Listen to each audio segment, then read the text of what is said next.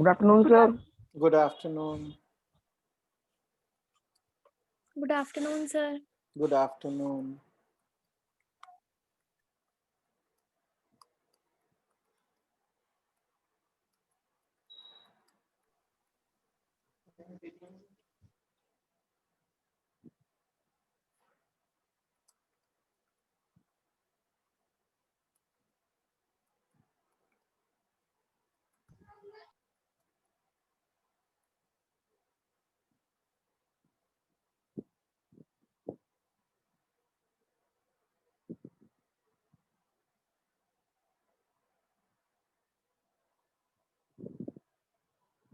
Okay, we'll just wait for 1 minute because we are going to start a new topic today.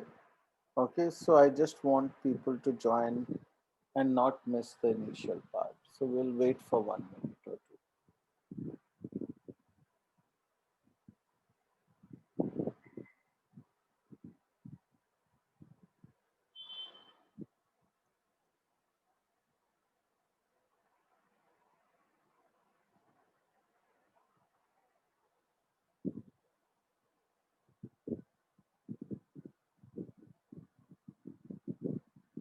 Good afternoon, sir. Good afternoon. Sir probability में से भी कुछ reduce हुआ है? Probability में मेरे ख्याल से कुछ भी रिड्यूस्ड नहीं है जहां तक मुझे आता है. आई लुक्ड एट इट कुछ समय पहले. Probability the full chapter is there. ठीक है. एक्चुअली क्या है, प्रोबेबिलिटी जो चैप्टर है उसमें जो थियरी और कॉन्सेप्ट है जो हम आज पढ़ेंगे वो बहुत ही थोड़ा सा है. ठीक है. अब उसमें से क्या रिड्यूस करेंगे? Good afternoon. बहुत ही छोटा सा ये चैप्टर है पढ़ने के लिए. ठीक है. इसमें कुछ ज्यादा कॉन्सेप्ट्स इतने हैं नहीं, बहुत ज्यादा कोई फॉर्मूले नहीं है, सिंपल सा चैप्टर है. लेकिन इसके जो क्वेश्चंस करने में थोड़ी सी सोच समझ लगती है और प्रैक्टिस बहुत चाहिए. ठीक है. ये वन ऑफ दोज टॉपिक्स है जिसमें कि आप कभी ये नहीं कह सकते कि मेरी प्रैक्टिस पूरी हो गई. ठीक है. इसमें कितना भी मुश्किल सवाल बनाया जा सकता है, कितना भी मुश्किल. ठीक है. तो इसमें डिफिकल्टी का कोई एंड ही नहीं होता प्रोबेबिलिटी के क्वेश्चंस. तो इसीलिए ये इसमें सीखने को कम और प्रैक्टिस करने को बहुत ज्यादा होता है. Okay. So I think there are enough students. We will at least start. Okay. So we are going to start probability chapter. आपको इंट्रोडक्शन टू प्रोबेबिलिटी ऑलरेडी आप कर चुके हैं क्लास 9. ओके.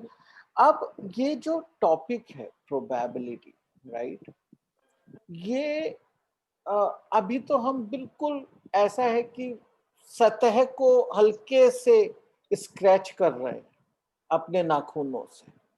ठीक है. ये मैथमेटिक्स की आज की डेट में सबसे ज्यादा रिसर्च्ड फील्ड. ठीक है. जितना काम इस पे होता है उतना शायद किसी ही और फील्ड में मैथमेटिक्स में होता है. वैसे नंबर थियरी और ये सब भी बहुत ज्यादा बड़ी फील्ड्स हैं, लेकिन आज की डेट में प्रोबेबिलिटी पे बहुत ज्यादा काम. ठीक है. अभी तो हम इसका एक बहुत बेसिक रूप देखेंगे. आप आगे की क्लासेस में 11th 12th में काफी डेप्थ में जाएंगे. और अगर आप मैथ्स में या इंजीनियरिंग जैसे ब्रांचेस में रहते हैं आगे, तो वहां पे इसका यूज बढ़ता ही जाएगा. ठीक है. तो चाहे वेदर फॉरकास्ट होता हो, उसमें पूरा प्रोबेबिलिटी यूज होता है. ठीक है. जो आप अगर गूगल असिस्टेंट यूज करते हैं, वो आपकी आवाज को पहचान कर जवाब आपको दे रहा है, तो वो सब कुछ प्रोबेबिलिटी के कॉन्सेप्ट यूज करके बनाया गया है. चाहे गूगल की ऑटोमेटिक सेल्फ ड्राइविंग कार्स, वो भी इन्हीं कॉन्सेप्ट्स को यूज करके बनाई गई. जितनी भी आर्टिफिशियल इंटेलिजेंस जैसी चीजें आप सुनते हैं, वो भी इन्हीं से बनती है. ठीक है.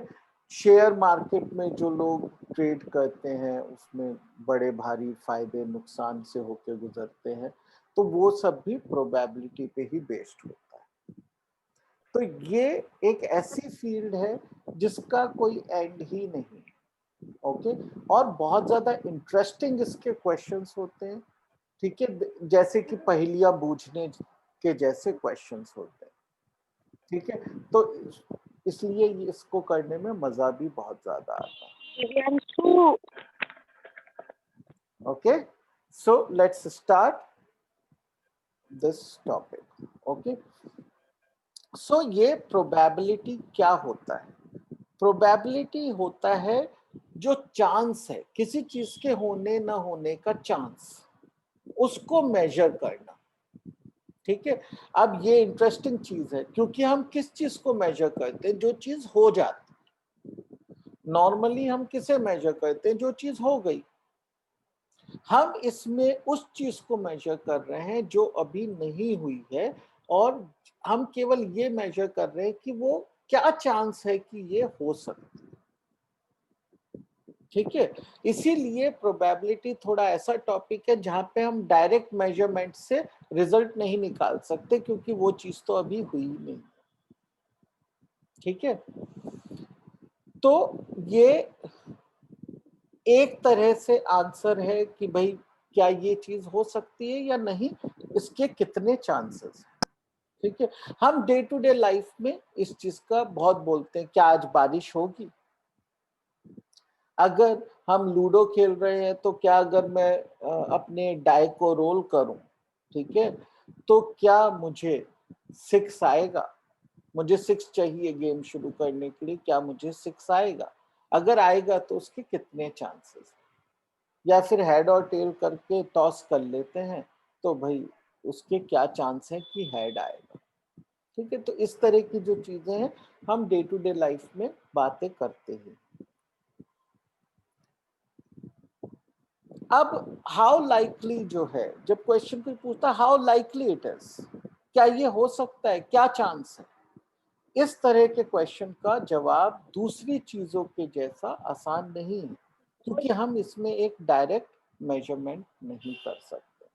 कोई अगर हमसे पूछ ले कि एवरेज हाइट बताइए स्टूडेंट्स की आपकी क्लास में, तो वो आप आराम से सबकी हाइट मेजर करिए, फॉर्मूला लगाइए, आपको आंसर आ गया, और वो कोई और आके उस फॉर्मूले को आसानी से चेक कर सकता है, ठीक है। लेकिन यहाँ पे अगर किसी ने क्वेश्चन ये पूछ लिया कि क्या चांसेस हैं कि 10th के बच्चे की हाइट 5 फीट 3 इंच से लेकर 5 फीट 4 इंच के बीच में होगी,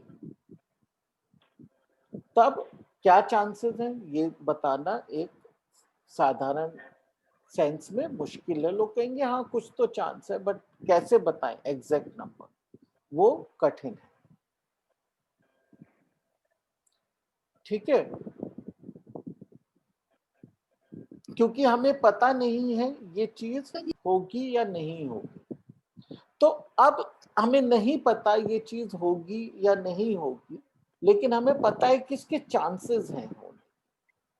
तो प्रोबेबिलिटी में हम उस चांस को एक डेफिनेटिव नंबर से कैलकुलेट करते हैं। हम ये कहते हैं कि ये होने का चांस एग्जैक्टली 1/2 है, ये होने का चांस एग्जैक्टली 1/3, ओके। तो ये एक इंटरेस्टिंग कॉन्सेप्ट है कि जो चीज होगी या नहीं होगी वो डाउटफुल है, लेकिन उसके होने का जो चांस है वो फिक्स्ड है, वो डाउटफुल नहीं, ठीक है। तो यहां हमें चीज के सच में होने और उसके होने के चांस में डिफरेंस समझना है। चीज का सच में होना उस इवेंट का होना है, और probability is only a measurement of the likelihood, it's only a measurement of the chance, ठीक है, ठीक है। तो अब जो प्रोबेबिलिटी हम एक नंबर असाइन करते हैं प्रोबेबिलिटी को, तो वो 2 तरीके से किया जाता है, ठीक है। एक होती है एक्सपेरिमेंटल ओके, एक्सपेरिमेंट का मतलब है कि हम डेटा एक्सपेरिमेंट करते हैं और डेटा कलेक्ट करते हैं, उसके बेसिस पे अपना एक प्रोबेबिलिटी नंबर निकालते हैं। और एम्पिरिकल का क्या मतलब होता है? Anybody knows the meaning of the word empirical? Science में बहुत यूज करते हैं हम ये वर्ड एम्पिरिकल। किसी को पता है इसका मतलब?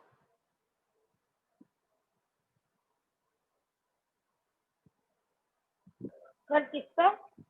एम्पिरिकल का मतलब एम्पिरिकल अनपीरिकल? सर जो बेस्ड होते हैं एक्सपेरिमेंट्स वगैरह पर, या फिर जो भी हम आइडिया परफॉर्म कर रहे हैं। हाँ, इसका मतलब है बेस्ड ऑन डेटा। बिल्कुल सही, बेस्ड ऑन डेटा।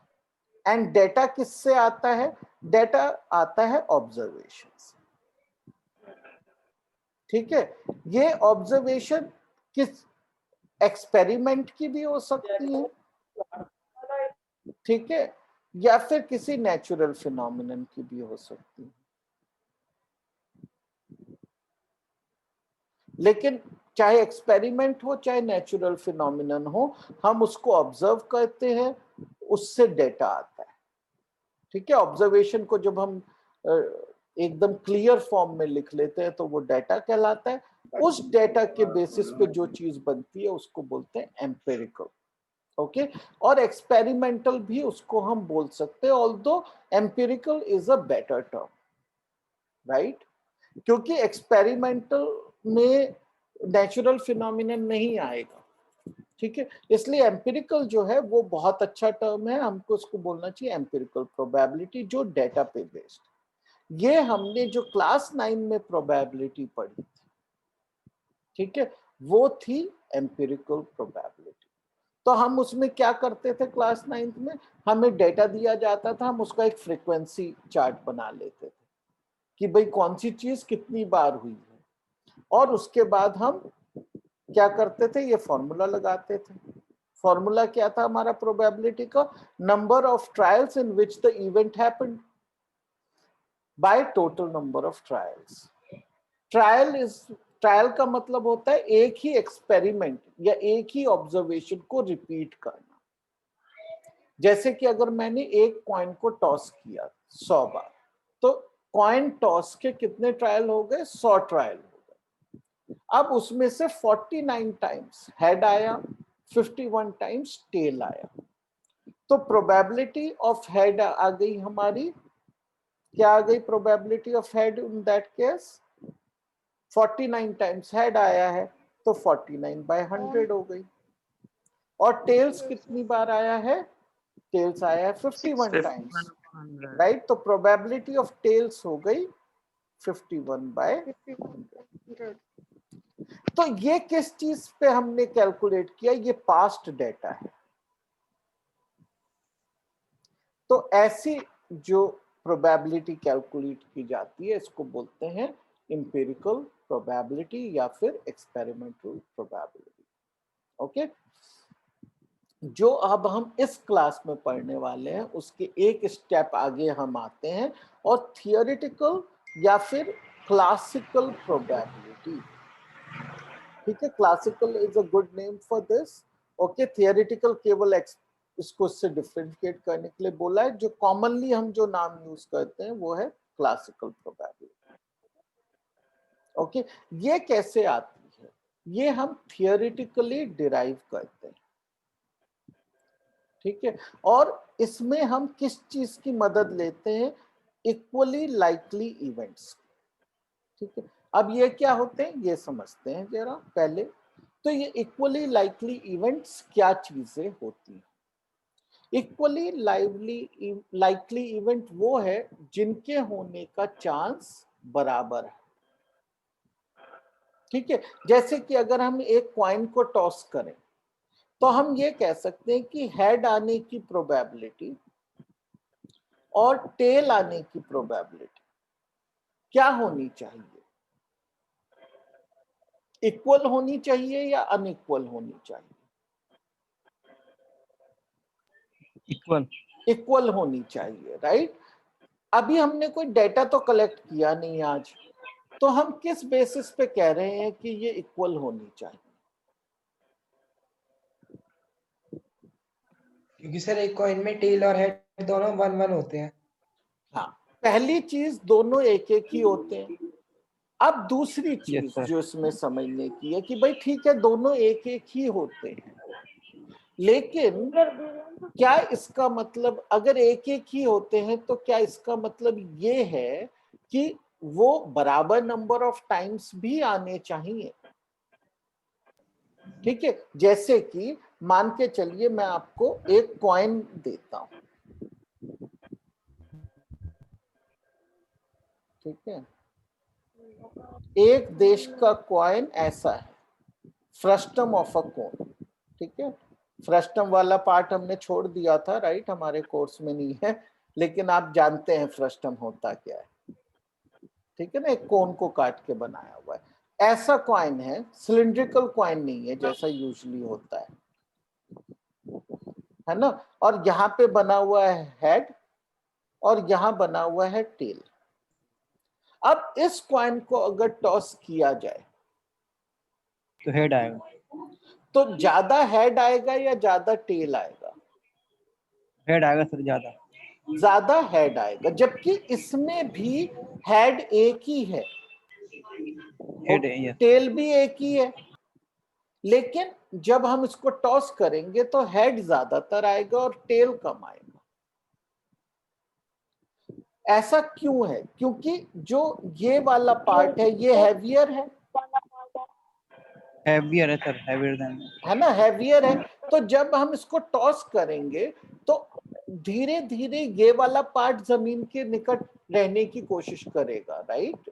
हम ये सिद्धांत जानते हैं कि हैवी चीज जो है वो नीचे की तरफ झुक जाएगी। इसी बेसिस पे हमारा ये टॉय बना होता है। किसी ने इस टॉय से खेला है, पंच टॉय, नीचे यहाँ इसमें रेत भरी होती है, यहाँ पे यस सर, यस सर। है ना, इसको आप पंच करो, ये गिरता है ऐसे, तो नीचे जाएगी फिर ऊपर आ जाएगी। हाँ, क्यों? क्योंकि ये नीचे से हैवी है।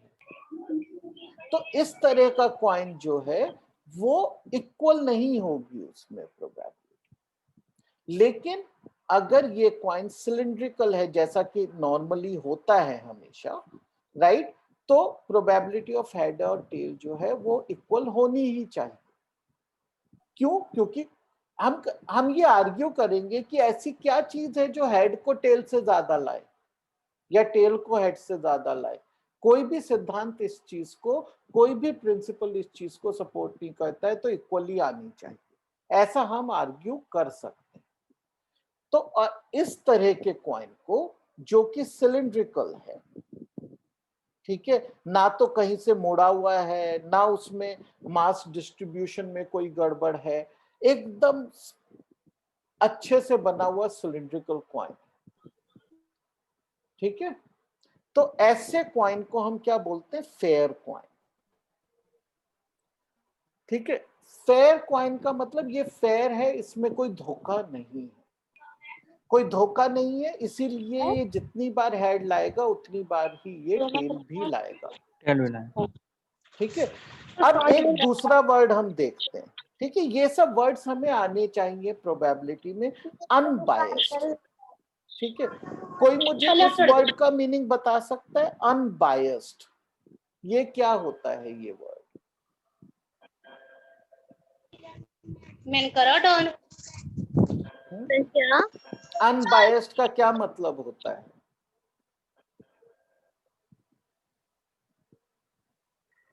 किसी को पता है? अच्छा, बायस्ड का मतलब पता है किसी को?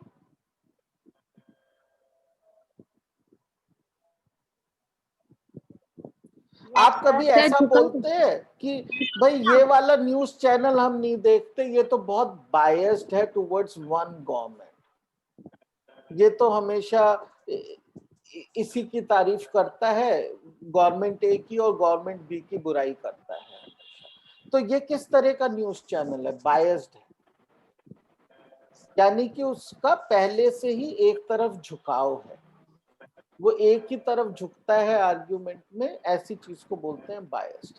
तो अनबायस्ड वो है जिसका किसी भी तरफ झुकाव ना हो, यानी कि जो फेयर हो। फेयर और अनबायस्ड एक ही बात, ठीक है। तो अब एक टीचर है मान लीजिए आपका, और वो टीचर हमेशा एक स्टूडेंट एक को ज्यादा मार्क्स दे देता है, चाहे एक ही जैसा काम किया हो, और स्टूडेंट बी को कम मार्क्स दे दे। तो ऐसे टीचर को आप क्या कहेंगे कि ये बायस्ड टीचर है? निहाल मलिक, आप अपने को म्यूट रखिए बेटा। न्यूज, हाँ ओके, ठीक है। तो ऐसे टीचर को आप क्या कहेंगे? ये बायस्ड टीचर, राइट। तो अनफेयर नहीं है। तो अनबायस्ड और फेयर का एक ही मतलब। उसी तरीके से अगर एक डाई है, ठीक है, डाइस इज अ प्लूरल और die is a singular for the same, ठीक है। तो अगर हम एक डाई को रोल करते हैं तो 1 2 3 4 5 6 नंबर में से कोई भी नंबर ऊपर आ सकता है, ठीक है। और अगर वो फेयर है, वो अनबायस्ड है, तो ये सब इक्वल प्रोबेबिलिटी से आने चाहिए। कोई कारण ही नहीं बनता कि कोई एक से ज्यादा है, ठीक है। तो इक्वली लाइकली इवेंट्स हमेशा हो ये जरूरी नहीं है, लेकिन हम इस चैप्टर में उन्हीं चीजों पे फोकस करेंगे जो इक्वली लाइकली हैं, क्योंकि क्लासिकल प्रोबेबिलिटी की डेफिनेशन उसी पे आधारित है।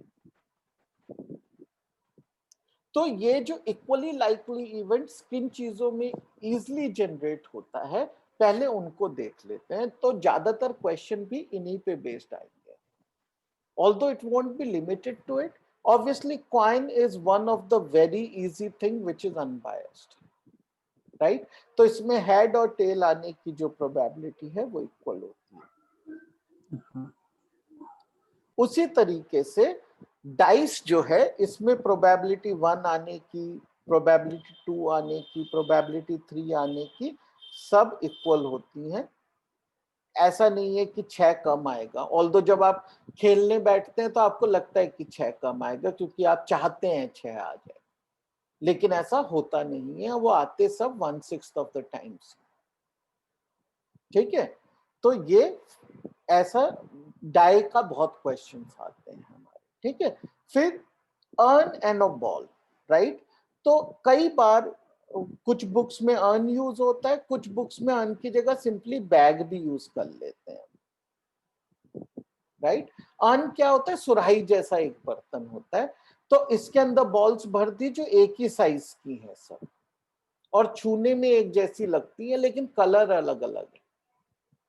तो जब हम हाथ डाल के उस बॉल को बाहर निकालेंगे तो कोई भी बॉल हमारे हाथ में आ सकती है। ऐसा नहीं है कि पीली हाथ में आएगी, हरी नहीं आएगी, ओके। तो ये भी एक अनबायस्ड सिलेक्शन का तरीका होता है। और इसी से मिलता जुलता एक तरीका है जो हम डे टू डे लाइफ में यूज करते हैं कि जो पर्चियां बना लेते हैं। हम ऐसा बोलते हैं ना कि अभी 10 लोग बैठे हैं और टीचर ने कहा कि बताइए किसको मॉनिटर बनाए, तो कि अच्छा ऐसे तो डिसाइड हो नहीं पा रहा है, कोई बात नहीं, पर्चियां बना लेते हैं, ठीक है। और पर्चियों में नाम लिख के डाल दिए एक बॉल के अंदर, और फिर उसमें से किसी ने आकर एक पर्ची उठा ली।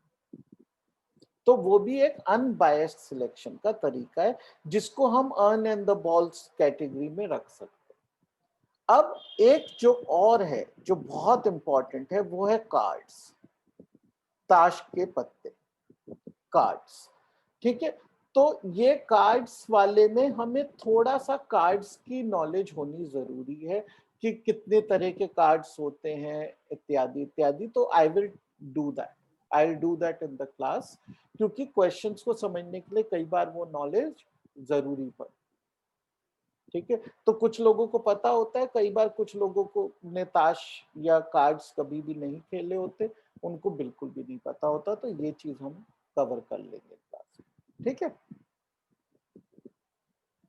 Now based on classical probability हमें इक्वली लाइकली इवेंट समझ आ गया है, तो अब हम इसकी डेफिनेशन समझ सकते हैं क्लासिकल प्रोबेबिलिटी की। इसकी डेफिनेशन होती है outcomes favorable to the event upon total number of equally likely outcomes, ठीक है। इसका क्या मतलब है? ये थोड़ा पढ़ने में एकदम अजीब लग सकता है, इसका मतलब ये है कि हम सबसे पहले क्या करेंगे कि एक्सपेरिमेंट में, एक ट्रायल में जितने भी पॉसिबल आउटकम्स हैं उन्हें लिस्ट कर लें। List all possible outcomes.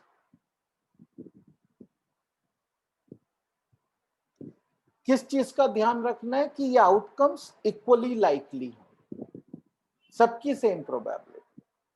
तो उन सबको पहले हम लिस्ट कर लेंगे, ठीक है। उसके बाद हम क्या करेंगे, हर एक आउटकम को देखेंगे कि जो गिवन इवेंट है जिसकी प्रोबेबिलिटी निकाल रहे हैं, क्या वो आउटकम उस इवेंट को सपोर्ट करता है या नहीं करता है।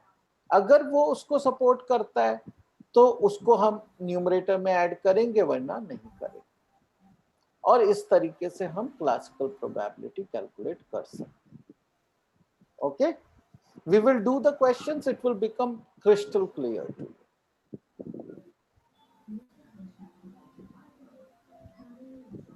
ठीक है, तो अब before we start doing questions, एक दो टर्म्स को थोड़ा सा क्लियर कर लेते हैं कि इवेंट क्या होता है। What is an event? Event वो चीज है जो हम देख रहे हैं कि होगी या नहीं होगी, ठीक है। तो मान लीजिए मैंने कहा क्या आज बारिश होगी, तो इवेंट क्या बन गया, बारिश का होना इवेंट है। तो अब हम देख रहे हैं बारिश होगी या नहीं होगी, राइट। अब उसी तरीके से जैसे मान लीजिए मैंने कहा कि कॉइन टॉस किया कि हेड आएगा, क्या हेड आएगा, इसमें इवेंट क्या है, हेड का आना इवेंट है, ठीक है। अब ये तो हुए सिंपल एग्जांपल। अब मैंने एक डाई है उसको रोल किया, right, I have this die,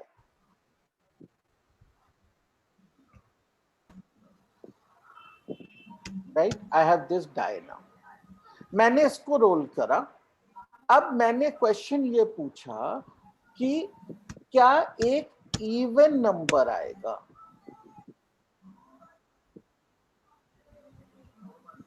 तो अब इवन नंबर का आना एक इवेंट कहलाएगा, ठीक है। अब ठीक है ना, तो इस केस में इवन नंबर का आना एक इवेंट कहलाएगा। अब आउटकम क्या होता है? आउटकम वो चीज होती है जो हुई, ठीक है। तो आउटकम दो तरह के हैं, जो हुआ, व्हाट हैपेंड, और पॉसिबल आउटकम।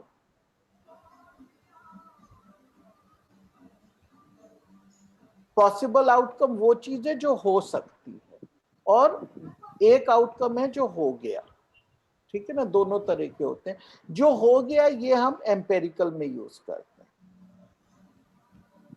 ठीक है। इसमें क्लासिकल में हम कौन से यूज कर रहे हैं, पॉसिबल आउटकम, मतलब जो चीज हो सकती है। जैसे कि अगर मैं कॉइन को टॉस करूं तो उसके दो आउटकम्स, क्या है वो दो आउटकम्स?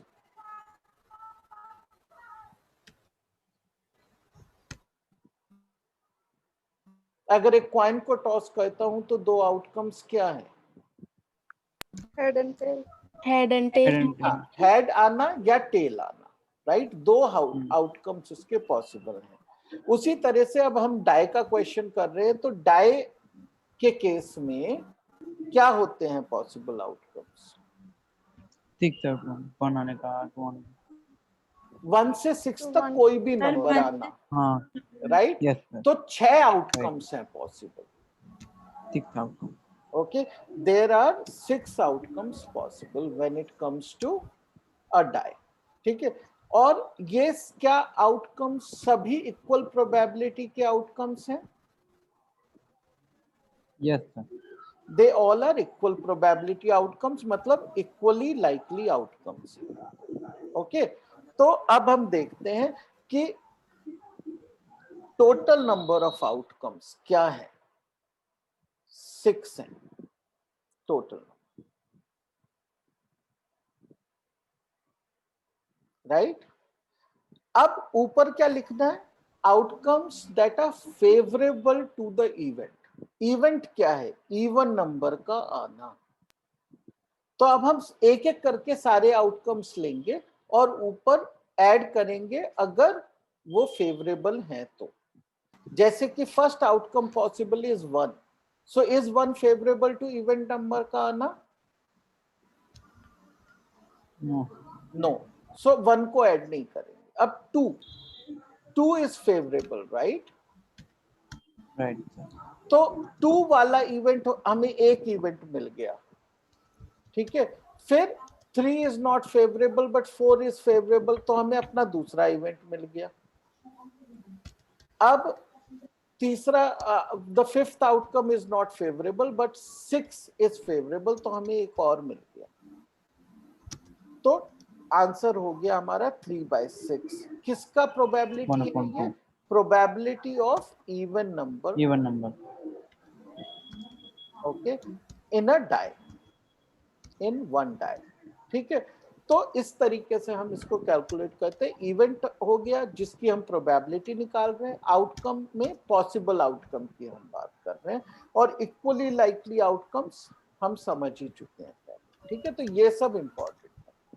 अब कुछ और चीजें समझते हैं कि सर्टेन इवेंट क्या होता है। सर्टेन का मतलब क्या है? पक्का, ये होगा ही, यानी श्योर। ओके, श्योर इवेंट या सर्टेन इवेंट मतलब जो होगा ही, जो चीज होगी ही उसकी प्रोबेबिलिटी क्या है? उसकी प्रोबेबिलिटी 1 है, ठीक है, क्योंकि 1 का मतलब 100%। ये चीज तो होगी ही, जो चीज होगी ही उसकी प्रोबेबिलिटी 1 है। उसी तरीके से जो चीज होगी ही नहीं, इम्पॉसिबल इवेंट, उसकी प्रोबेबिलिटी है 0। ओके, तो अब ये जो सर्टेन इवेंट कैसे होता है? एक तो होता है जो हम डे टू डे लाइफ में बोल देते हैं, इंडिया जीतेगा ही, right? But classically speaking that is not true, right? ये कब ट्रू होता है क्लासिकल में? आप बताइए ये कब ट्रू होगा? अभी जैसे मान लीजिए मैंने कहा कि मैं डाई रोल कर रहा हूं, what is the probability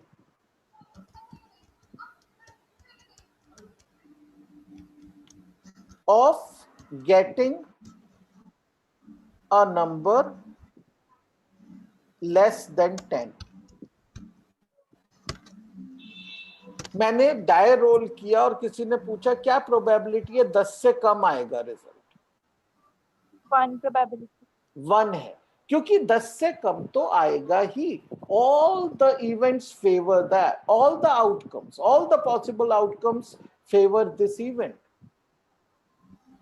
similarly किसी ने ये पूछ लिया what is the probability of getting number 10, तो नंबर 10 तो आएगा ही नहीं, ना 1 से आएगा, ना 2 से आएगा, ना 3 से आएगा, तो इसका मतलब इसकी प्रोबेबिलिटी है 0, ठीक है।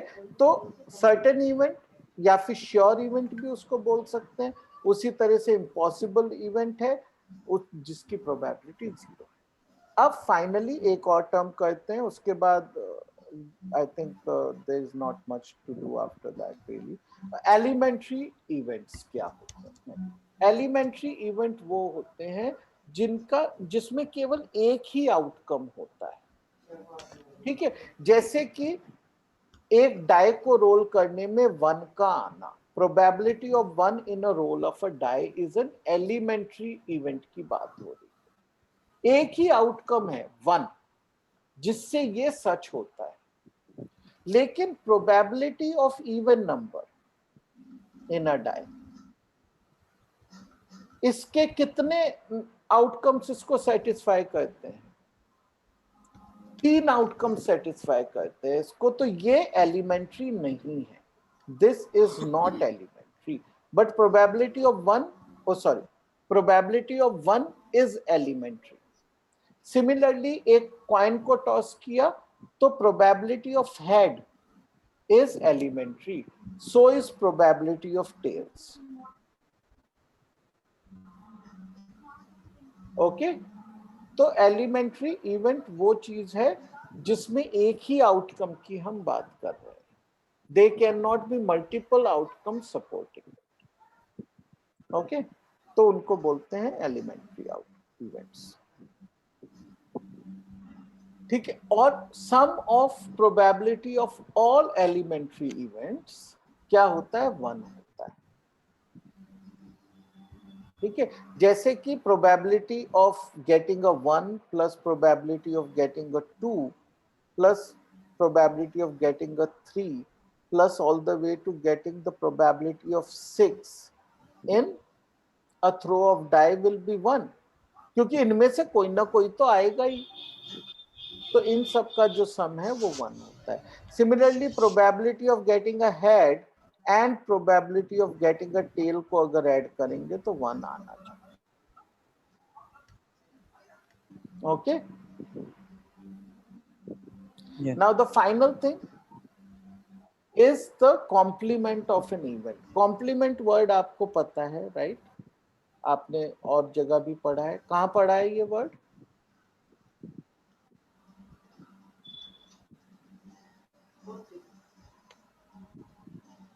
कहाँ पढ़ा है complement word? Complementary angles. Complementary angle में, राइट? सो कॉम्प्लीमेंट्री एंगल क्या होता है? जो किसी भी एंगल को उसको जोड़ देने से वो क्या बनता है? राइट एंगल बनता है, राइट? 90 तो degree. कंप्लीट करता Yes, है sir. To make a 90 degree, right? तो वो एक राइट एंगल बनाने के लिए उसको कंप्लीट करता है. उसी तरीके से complement of an event is all the events जिनको उसमें जोड़ देने से वो श्योर इवेंट पर वो एक श्योर इवेंट बन जाए, राइट? यानी कि कॉम्प्लीमेंट ऑफ हेड आने का क्या कॉम्प्लीमेंट है? टेल आना, क्योंकि हेड और टेल दोनों आना इज अ श्योर इवेंट. इनमें से एक ना एक तो आएगा ही. Similarly, what is the complement of getting an even number in a roll of a die?